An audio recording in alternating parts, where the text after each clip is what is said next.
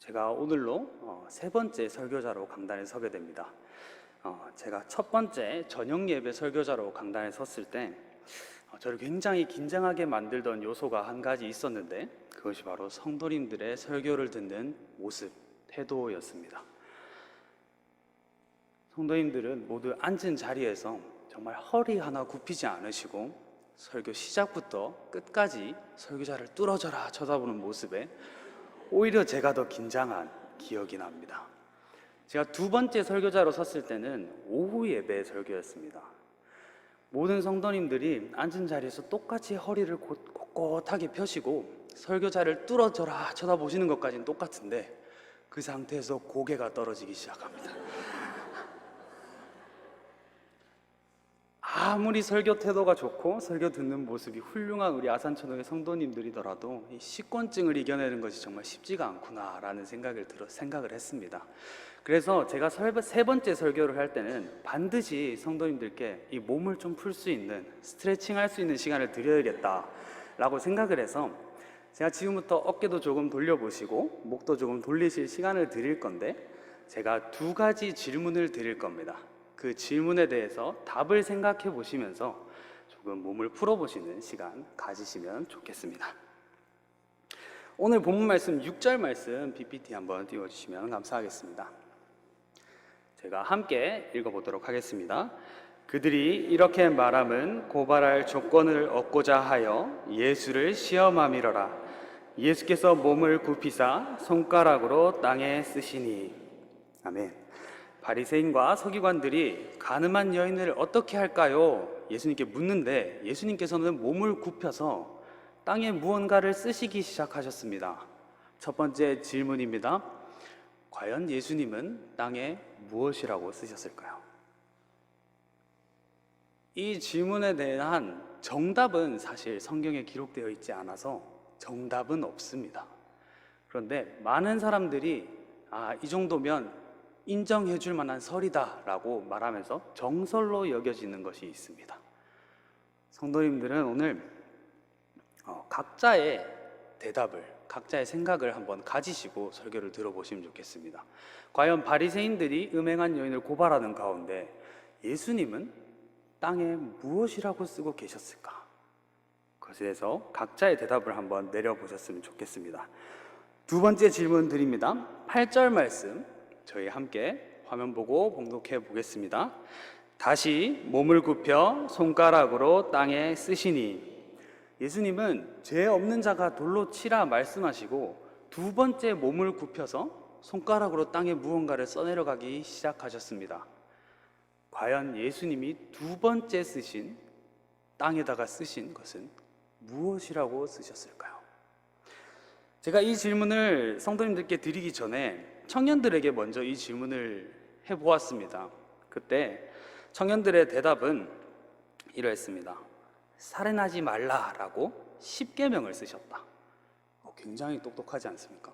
저도 상상도 못한 대답이었는데 우리 청년들 수준이 굉장히 높은 것 같습니다.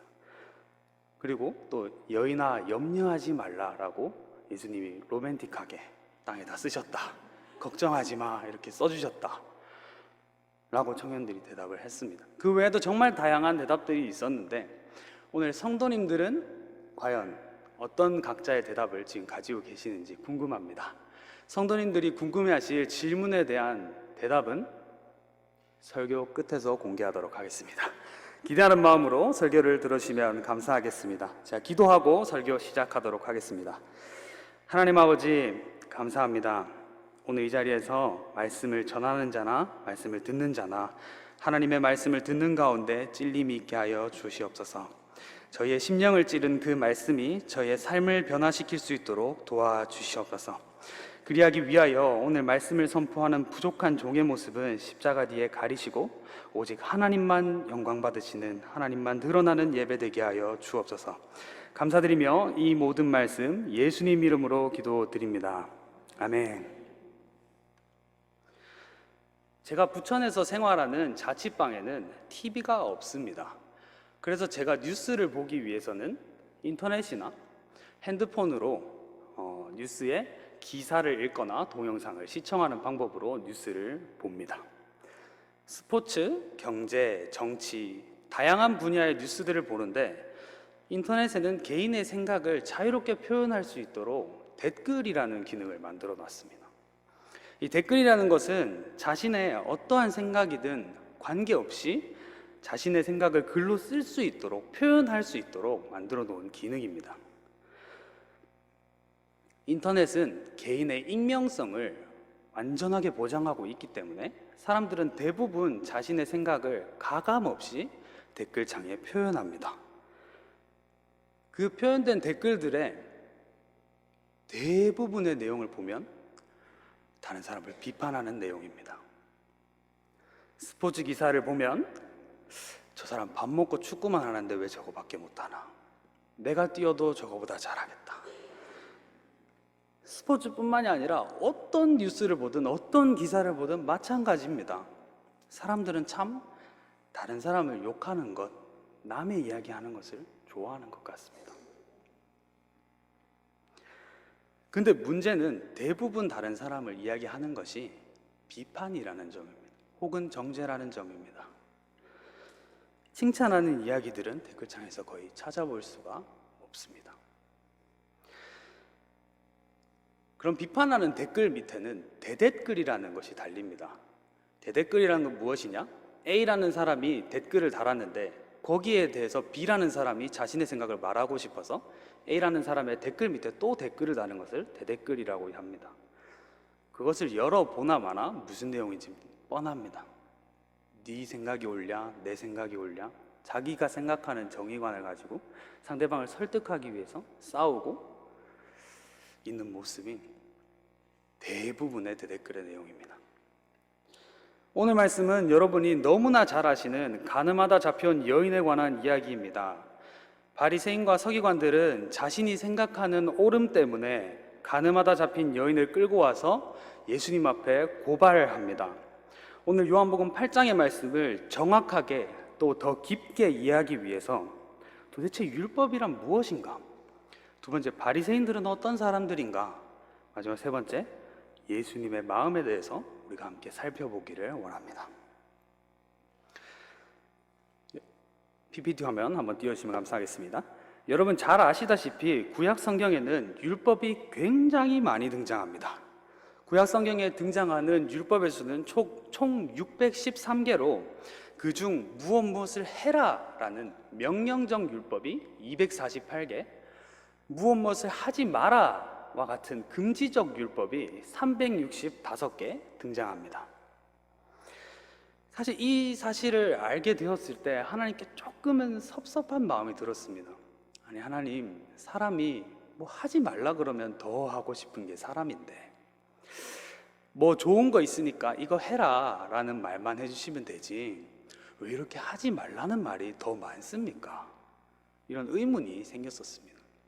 그런데 제가 지역 아동센터에 가서 아이들을 돌보는 봉사를 시작한 적이 있는데 그때 하나님의 마음을 조금은 알게 된 것 같습니다. 어린 아이들을 보다 보면 무엇을 해라 라는 말보다 무엇을 하지 말라는 말을 정말 많이 하게 됩니다.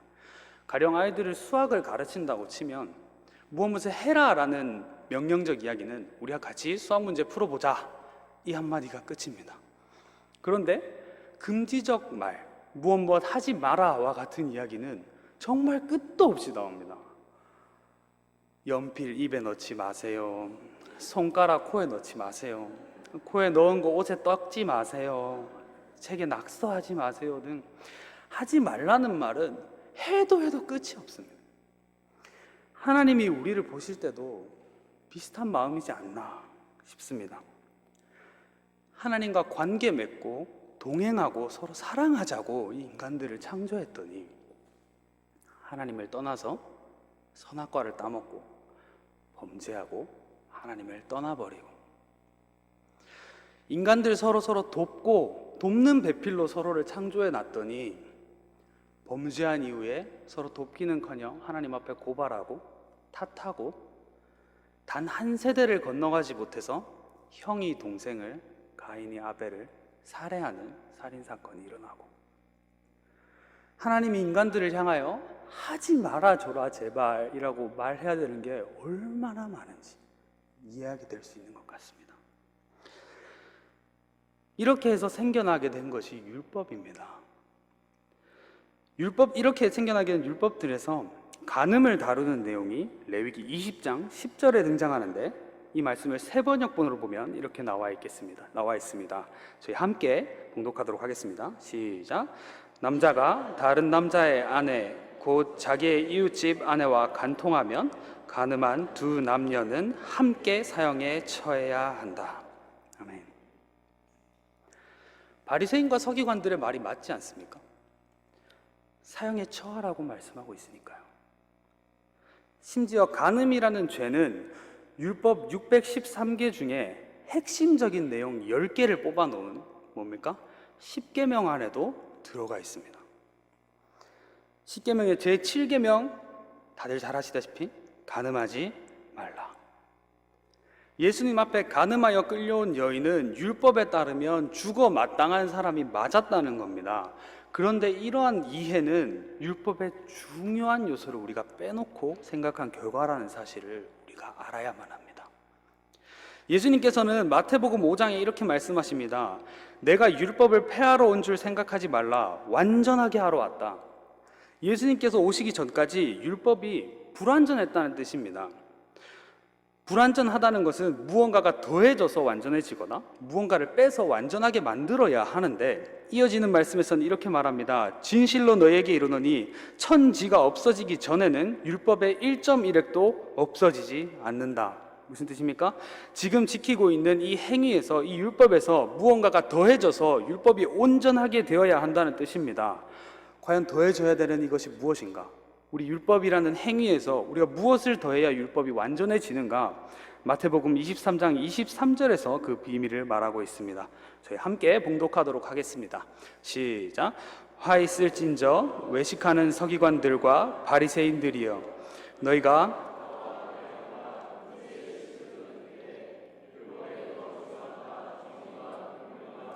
버렸도다. 그러나 이것도 행하고 저것도 버리지 말아야 할지니라. 아멘. 너희가 율법에 적혀 있는 대로 지키는 것, 그거 너무 잘했어. 너무 중요해. 천지가 없어지기 전에는 율법 절대 1.1획도 사라지지 않아. 없어지지 않을 거야. 그런데 너희가 율법의 행위를 지키는 것만큼이나 혹은 그보다 더 중한 바가 있는데, 정의와 긍휼과 믿음을 너희가 버리지 말았어야 됐어. 율법에 정의와 긍휼과 믿음이 더해져야만 완전하게 된다는 예수님의 말씀입니다. 613개의 율법의 핵심을 뽑아놓은 것이 10계명이라고 말씀드렸습니다. 그런데 예수님께서 신약시대에 오셔서 가장 중요한 계명을 한 가지 말씀하십니다. 내 마음을 다하고 목숨을 다하고 뜻을 다하여 주 너의 하나님을 사랑하라. 둘째도 이와 같으니 내 이웃을 내 자신과 같이 사랑하라. 첫째는 하나님을 사랑하라, 둘째는 이웃을 사랑하라 라고 말하고 있지만, 가장 중요한 게 하나님 사랑이고 두 번째로 중요한 게 이웃 사랑이다 라는 뜻이 아닙니다. 둘째도 이와 같으니 라는 것은 첫째와 둘째가 똑같이 중요하다는 것입니다. 한 율법학자가 예수님께 묻습니다. 가장 중요한 계명이 뭡니까? 라고 물은 것에 예수님의 대답이 하나님을 사랑해야 되고 이웃을 사랑해야 된다라고 대답하신 거라는 겁니다. 이 두 개는 한 세트입니다. 하나님 사랑이 더 중요하고 이웃 사랑은 그 다음이다 라는 의미가 아닙니다.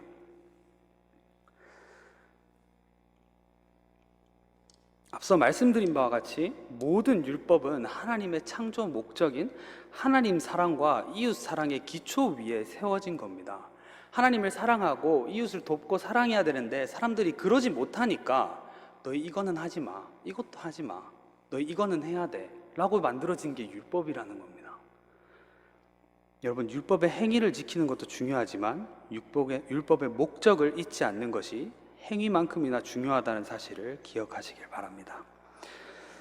가늠한 여인을 끌고 온 바리새인과 서기관들이 겉으로 보기에는 경찰과 같이 하나님의 율법을 수호하고 정의를 집행하는 사람처럼 보였지만, 예수님께서 바리새인과 서기관들을 보시는 판단은 조금 달랐습니다. 오늘 말씀 요한복음 8장에서 그들의 행위에 대한 예수님의 말씀은 없으시지만 그들의 행위에 대해서 예수님의 판단을 추측해 볼 수 있는 말씀이 마태복음 23장에 등장합니다. 마태복음 23장은 그 전체가 바리새인과 서기관들에게 예수님께서 하시는 말씀인데, 그중 오늘 저희가 읽은 요한복음과 연관하여 볼 수 있는 내용이 마태복음 23장 25절 26절 말씀입니다. 화 있을진저 외식하는 서기관들과 바리새인들이여, 잔과 대접의 겉은 깨끗이 하되 그 안에는 탐욕과 방탕으로 가득하게 하는도다. 눈먼 바리새인이여, 너희는 먼저 안을 깨끗이 하라. 그러면 겉도 깨끗하리라. 아멘. 그들이 여인을 잡아온 것이 겉으로 보기에는 하나님의 율법을 수호하기 위해서, 하나님의 정의를 실현하기 위해서인 것처럼 보였으나 예수님의 판단, 사실은 그들의 행위는 그렇지 않다는 겁니다. 겉으로 보이기에는 이들이 하나님의 정의를 지키기 위해서 여인을 잡아온 것처럼 보였지만 정작 내면은 그렇지 않다는 겁니다. 이것을 우리가 추측해 볼 수 있는 게 어디에 등장하나요? 여러분, 말씀을 읽는 가운데 조금 이상한 점이 있지 않습니까? 3절에 보면 여인은 분명히 음행하는 중에 잡혀왔습니다. 그러면 음행하는 현장을 바리새인과 서기관들이 발견했거나 덮쳤다는 건데 왜 여자만 있고 남자는 없을까요? 레위기 말씀에서는 분명히 이렇게 말합니다. 음행한 남자와 여자를 함께 사형에 처해라. 근데 여자만 있고 남자는 잡혀오질 않았습니다. 왜 그럴까요? 남자가 달리기가 너무 빨라서 중간에 도망을 갔을까요? 남자가 힘이 너무 세서 바리새인과 서기관들이 잡지 못한 것일까요? 아니죠. 그 이유가 요한복음 오늘 본문 말씀 6절에 등장합니다. 그들이 이렇게 말함은 고발할 조건을 얻고자 하여 예수를 시험함이라라. 서기관들과 바리새인들은 율법의 정의를 수호하고 하나님의 법대로 하기 위해서 잡아온 게 아니라 예수님을 시험하는 목적으로 잡아온 거라는 겁니다. 그래서 당시 더 중요하게 여겨지던 남자는 그냥 풀어주고 연약한 여인만 잡아온 것이라는 겁니다. 사회적으로 비교적 더 중요하게 여겨지지 않던 여자만 데려와서 예수님을 시험할 목적으로 그들은 여인을 잡아왔다는 겁니다.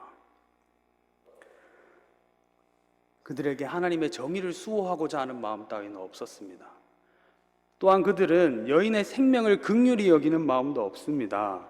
자기 눈에 가시 같아 보이는 예수님을 시험하여서 고발하기 위해서 그저 한 여인의 생명을 죽음의 문턱으로 밀어넣고 있었다는 사실입니다. 예수님 말씀하셨습니다. 행위 위에 정의와 긍휼과 믿음을 더해라.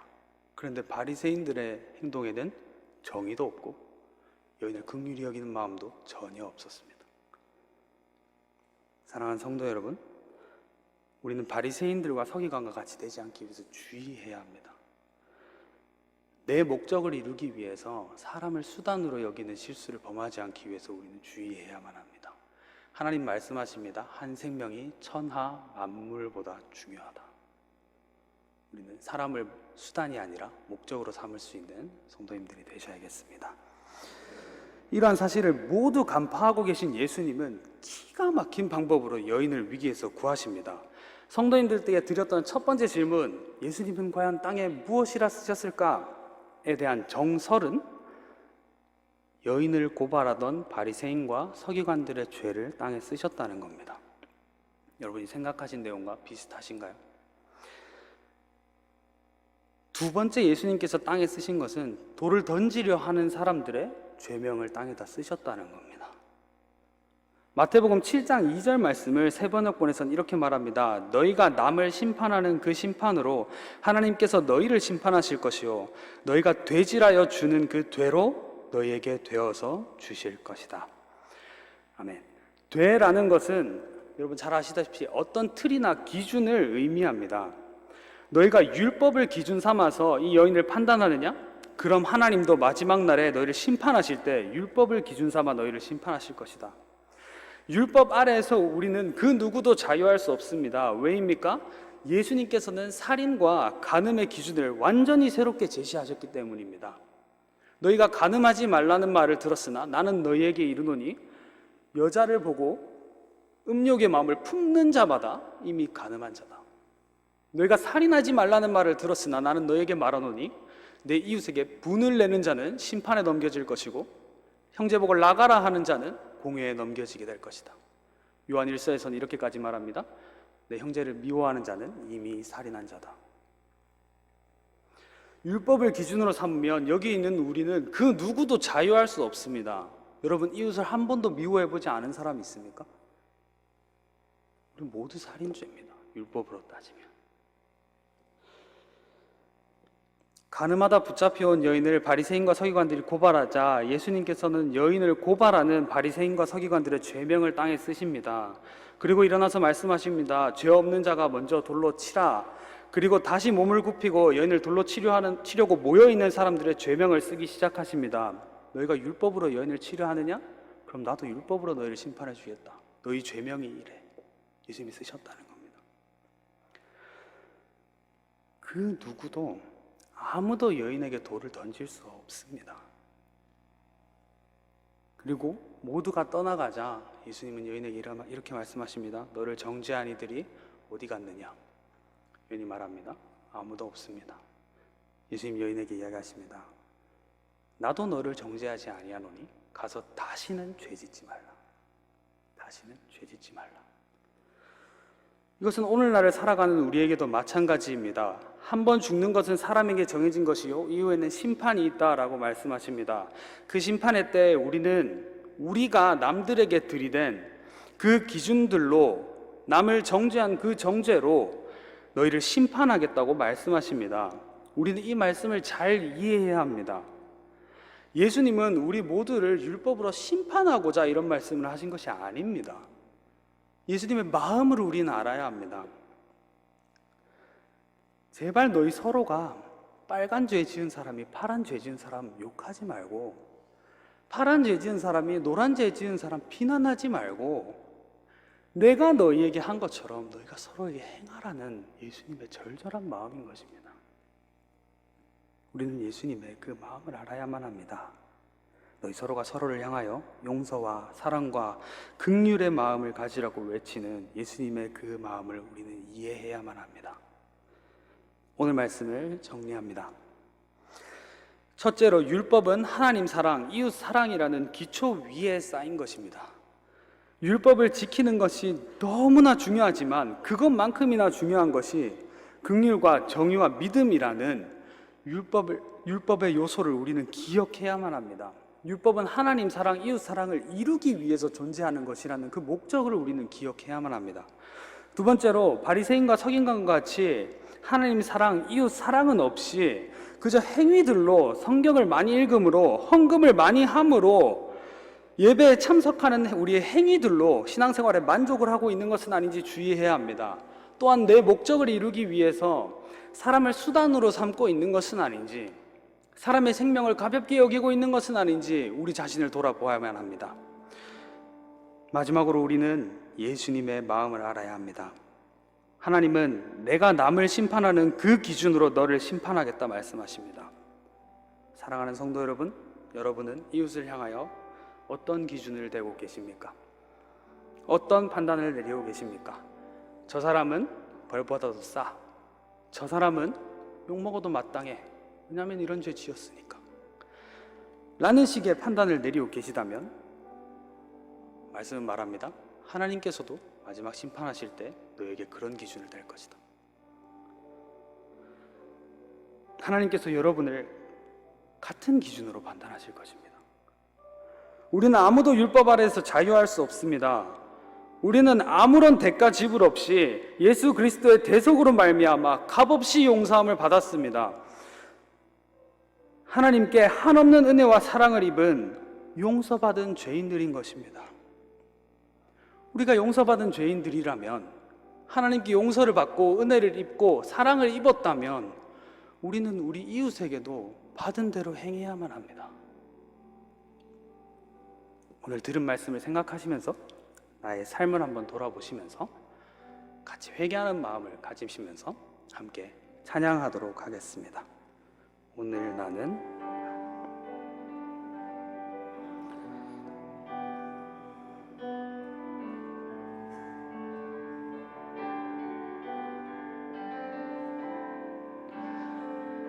내가 먼저 손 내밀지 못하고 내가 먼저 용서하지 못하고 내가 먼저 웃음 주지 못하고 이렇게 머뭇거리고 있네. 그가 먼저 손 내밀기 원했고 그가 먼저 용서하길 원했고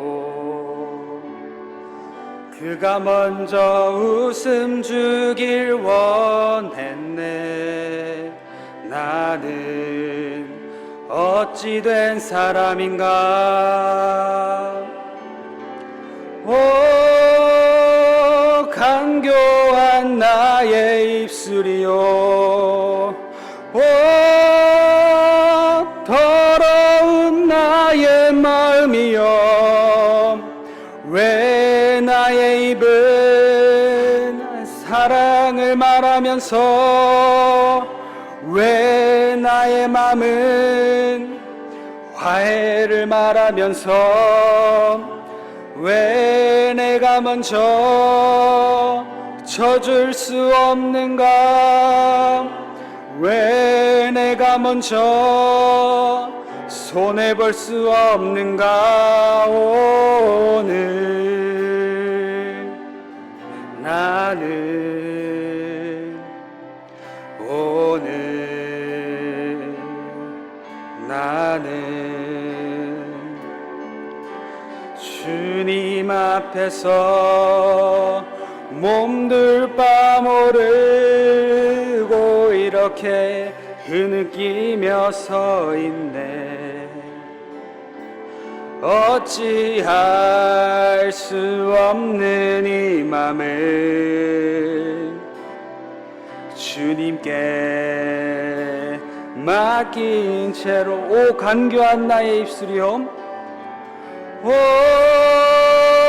간교한 나의 입술이요 오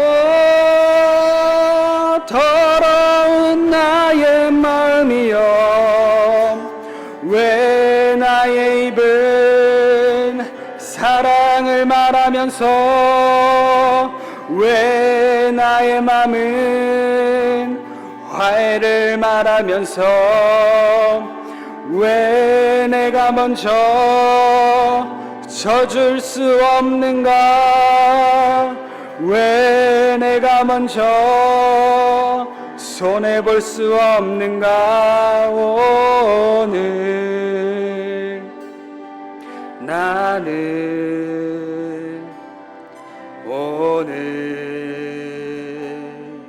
나는 주님 앞에서 몸둘 바 모르고 이렇게 흐느끼며 서 있네. 어찌할 수 없는 이 맘을 주님께 맡긴 채로